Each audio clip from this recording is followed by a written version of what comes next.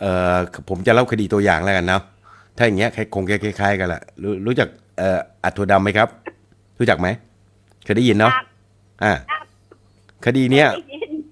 ได้ยินมันเกิดมาตั้งแต่2,400กว่านะครับเนื่องจากว่าเจ้าของกิจการเนี่ยนะครับเขาชื่อนายถั่วดำซึ่งเป็นกิจการที่เป็นบาร์ที่เกี่ยวกับผู้ชายกับผู้ชาย